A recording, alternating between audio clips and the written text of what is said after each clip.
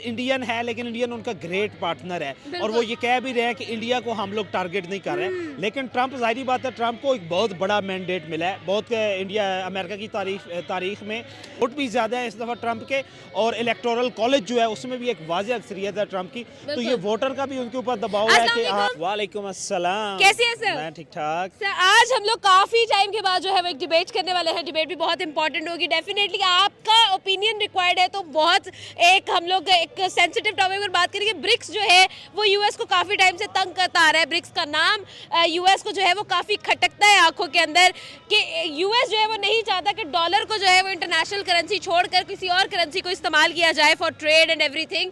यहाँ पर Donald Trump जो है वो सख्त एक्शंस लेते हुए भी नजर आ रहे हैं, स्टेटमेंट्स देते हुए भी नजर आते हैं, और ये कहा जा रहा है कि भाई ब्रिक्स के खिलाफ they said they find another sucker nation. क्या कहेंगे सर? ऑल्सो ट्रंप की जो स्टेटमेंट उसके अंदर इंडिया मेन टारगेट नजर नहीं आ रहा है, क्या रीजन है सर? देखिए, Trump is considered to be a strong decision maker और इसी डिसीजन मेकिंग प्रोसेस पे ट्रंप अपना इलेक्शन जीत के आया है। और किसी भी नेशन की जो सुपीरियरिटी होती है या जो सुपर पावर होता है ना, वो अपनी करेंसी पे ही डिपेंड कर रहा होता है। डॉलर जिस दिन इंटरनेशनल करेंसी का स्टेटस जो है डॉलर से हट जाएगा, अमेरिका सुपर पावर नहीं रहेगा। और अमेरिका को पता है कि अभी मुझे दो नेशन चैलेंज दे रही हैं, चाइना दे रहा है और रशिया दे रहा है, और दोनों ब्रिक्स का हिस्सा है। इसमें साथ इंडियन है, लेकिन इंडियन उनका ग्रेट पार्टनर है और वो ये कह भी रहे हैं कि इंडिया को हम लोग टारगेट नहीं कर रहे हैं। लेकिन ट्रंप, जाहिर बात है, ट्रंप को एक बहुत बड़ा मैंडेट मिला है। बहुत इंडिया अमेरिका की तारीख में बहुत कम जो है इतने वोट, और ये पॉपुलर वोट भी ज़्यादा है इस दफ़ा ट्रंप के, और इलेक्टोरल कॉलेज जो है उसमें भी एक वाज़ेह अक्सरियत है ट्रंप की। तो ये वोटर का भी उनके ऊपर दबाव है कि उसने ये सबसे पहले कहा था कि वंस मेक अमेरिका ग्रेट। तो उसने अमेरिका को अगर ग्रेट बनाना है तो उसने पहले डॉलर को दोबारा रिकॉग्नाइज करवाना है इंटरनेशनल लेवल पे। और ये जो ब्रिक्स, क्योंकि इन चारों कंट्रीज़ ने कह दिया था कि हम नेक्स्ट जब भी अपनी ट्रेड करेंगे या तो ब्रिक्स करेंसी में करेंगे या फिर हम अपनी नेशनल करेंसी में करेंगे। और अगर इतनी बड़ी ट्रेड जो है, रशिया बहुत बड़ी इकोनॉमी है, इंडिया बहुत बड़ी इकोनॉमी है, चाइना बहुत बड़ी इकोनॉमी, आप ये कह लें कि सुपर इकोनॉमिक पावर का स्टेटस अब चाइना के पास है। अभी डीप सीक का आपने उसकी लॉन्चिंग देखी है, तो उसने $9 बिलियन का एक दिन में उनके शेयर जो हैं वो गिरा दिए हैं। तो इसके देखते हुए अब ट्रंप के लिए बहुत बड़ा, आप देखें, वो एक स्ट्रॉन्ग गवर्नमेंट तो लेके आए हैं, लेकिन उनके सामने बहुत बड़ा चैलेंज जो है वो खड़ा हो गया है। और चैलेंज, जाहिर बात है, लीडर्स जो होते हैं उन चैलेंज को फेस करते हैं और चैलेंज से अपनी नेशन को निकाल के लेके जाते हैं। अब ट्रंप के लिए ये सामने है कि क्या ट्रंप अपने आप को इस चैलेंज से निकालते हैं?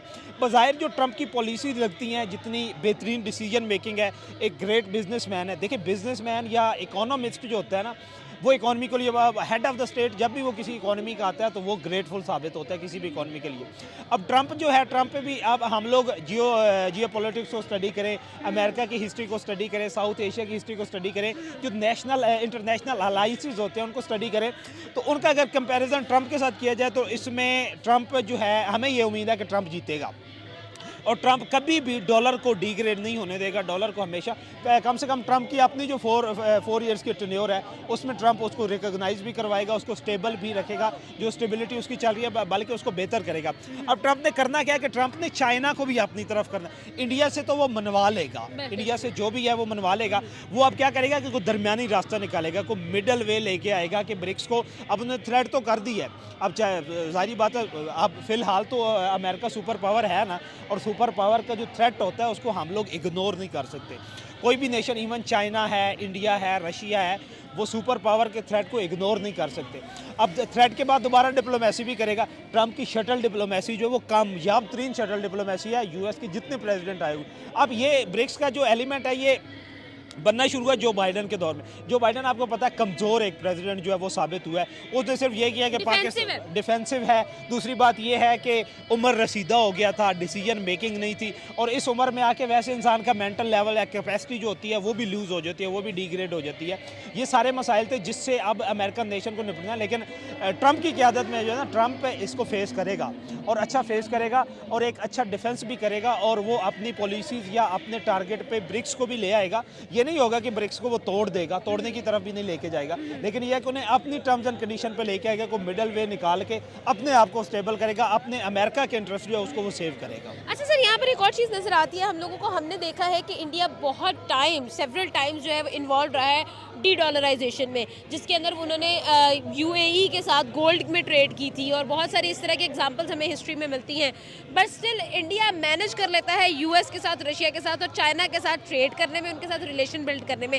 How is that even possible? हम लोग अगर रशिया के साथ ट्रेड करते हैं तो हालात बदल जाते हैं, जज्बात बदल जाते हैं, लेकिन जब इंडिया ये सब करता है तो कुछ होता ही नहीं है। देखिए, इंडिया की ये है कि उनकी डिप्लोमेसी जो है ना, आप उनके खारजी अमूर, एक्सटर्नल अफेयर जो है वो बहुत एक्सपर्ट है। डॉक्टर जयशंकर जो है मेरे बड़े फेवरेट फॉरेन मिनिस्टर हैं। आप मैं ये कह लूँ कि आप दुनिया पूरी को स्टडी करें तो एफ जयशंकर जैसा मुझे नहीं लगता कि मुझे कोई एक्सटर्नल अफेयर का कोई भी मिनिस्टर जो मिलेगा।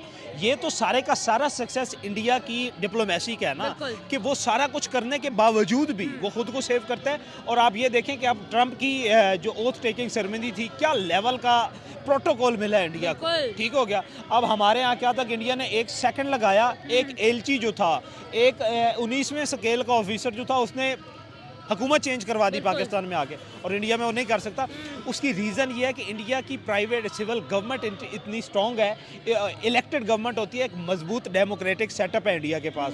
उसको अब वो क्या करता है कि वो डॉलर को डीमोरलाइज या डॉलर को डी वैल्यू करने की कोशिश तो करता है, लेकिन साथ साथ वो इंडिया को ये, अमेरिका को ये भी रियलाइज़ करवाता है कि मैं अपने इंटरेस्ट को प्रोटेक्ट कर रहा हूँ। और अमेरिकन का ये माइंड सेट है कि जो बंदा खुददार होता है, जो अपने इंटरेस्ट को प्रोटेक्ट करता है, दूसरे के इंटरेस्ट, अपने इंटरेस्ट को प्रोटेक्ट करना, जाहिर बात है आपने लॉस तो किसी दूसरे के इंटरेस्ट को आपने लूज़ तो करना ही होता है, डिमोरलाइज तो करना ही होता है, लेकिन उन्हें ये पता होता है कि वो जस्ट बिकॉज ऑफ नेशन के लिए कर रहा है, तो वो फिर उसको ऑनर करते हैं, फिर वो उसके साथ बातचीत करते हैं, डायलॉग करते हैं।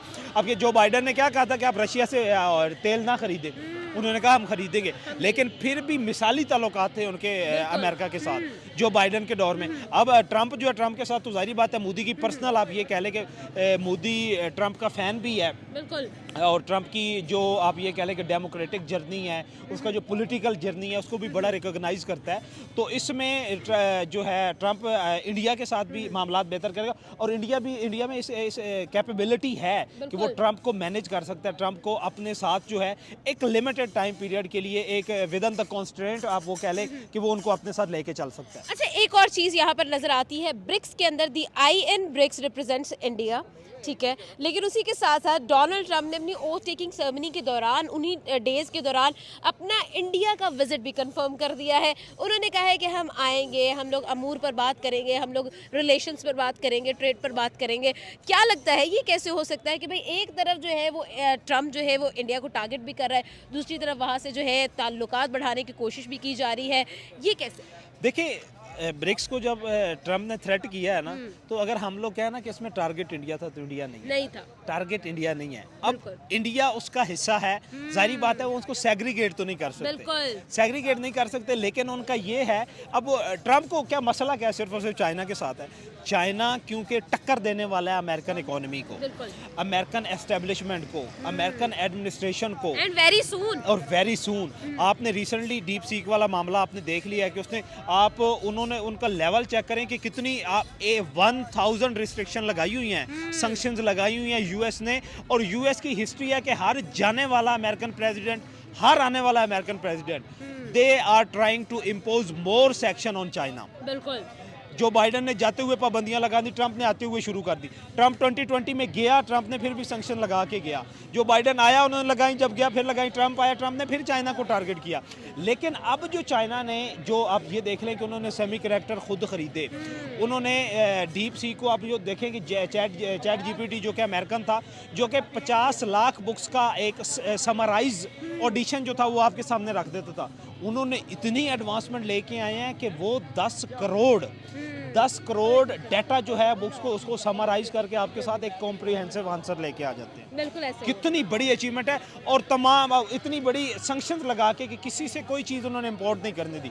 अब उन्होंने ये कहा कि ये सिंपल ऐसी ही मिसाल है कि आपने किसी बंदे पे आपने सैंक्शन लगा दी कि आपने पत्थर नहीं तोड़ना, और पत्थर तोड़ने ये कहा कि कोई भी बंदा पत्थर तोड़ने के लिए ना तो इसे हथौड़ी देगा, ना हथौड़ी बनाने वाला मटेरियल देगा। अब उस बंदे ने क्या किया, उसने कहा कि ठीक है हाथ तो इसने मेरे बांध लिए हैं, रॉ मटेरियल मुझे नहीं मिल रहा। उसने कहा कि मेरा माइंड पे तो उसने रिस्ट्रिक्शन नहीं लगाई, उसने माइंड को यूज़ किया और उसने कोई ऐसा सब्सटेंस ईजाद किया जिससे वो पत्थर को मुलायम कर ले, पत्थर को सॉफ्ट कर ले। अब उन्होंने चाइना ने क्या किया कि उस पत्थर को सॉफ्ट कर लिया और हाथों से तोड़ रहे हैं उस पत्थर को। ठीक है, अब चाइना की सैंक्शन, चाइना पे सैंक्शन यूएस की कहाँ गई, वो तो चली गई। रिस्पेक्टेबल से, यानी कि खेल तो गया इंडिया, खेल तो गया इंडिया। हाँ, इसमें विनिंग कंडीशन पे जो भी है ना, विनिंग साइड में वो इंडिया है। इंडिया ने रशिया से भी मतलब पूरा कर लेना है, इंडिया ने चाइना से भी अपने जितने बेनिफिट्स हैं, जितने इंटरेस्ट हैं उनको प्रोटेक्ट कर लेना है, इंडिया ने यूएस से भी। और इतना मतलब आप ये कह सकते हैं कि एक अग्रेसिव प्रेसिडेंट है यूएस का, और यूएस का प्रेसिडेंट बजाती तौर पे इंडियन का फैन है। ठीक है, वो कहीं पे भी कोई भी बात इंडियन के खिलाफ नहीं करता। इलीगल इमिग्रेंट्स का मामला था, उसने ट्रंप ने कहा the ball is in the Indian pocket, कि इंडिया वाले खुद डिसाइड करेंगे हम क्या करना है। अगर वो चाहते हैं कि रिस्पेक्टेबल वे में हम डिपोर्ट करें, अगर वो चाहते हैं हम इनको वीज़ा एक्सटेंशन दे देते हैं, हमको दरमियानी रास्ता निकाल लेते हैं, तो ये आप अंदाज़ा कर लें कि कितना बड़ा माइंड है डिप्लोमेसी में इंडिया के पास, कि वो हर साइड से विनिंग सिचुएशन में है। और इवन के ट्रंप को यूएस को अपनी पड़ी हुई है, लेकिन इंडिया खुशी से बैठा हुआ है। ऊपर से उन्होंने अपना डेटाबेस जो है जामनगर में वो बनाना शुरू कर दिया। ठीक है, अब उसमें क्या होगा कि वो चाइना की कंपनी जो कि जिन्होंने डीप सीक में इन्वेस्टमेंट की थी और जो चैट जीपीटी से वापस आ रहे थे, वो दोबारा डेटाबेस की चले जाए। अब वो क्या होगा कि वो चाइनीज जो है, जो इंटरनेशनल जिन्होंने चैट जीपीटी में इन्वेस्ट किया हुआ था, उधर से डीप सीक में इन्वेस्ट करके उनकी इन्वेस्टमेंट जब इंडिया में आएगी, इंडिया अमेरिका को कहेगा कि भाई हम तो आपकी इन्वेस्टमेंट इधर अपनी तरफ लेके, उधर से भी विनिंग सिचुएशन में है। तो ये सारे मामला आते हैं आपके सामने। बिल्कुल ठीक है, बहुत अच्छा एक डिबेट रहा। आपका क्या ओपिनियन है कमेंट बॉक्स में जरूर बताइएगा। इसी के साथ साथ आपसे चाहिए इजाजत, हमें दे इजाजत, आपसे मिलेंगे अगली वीडियो में। खुदा हाफिज।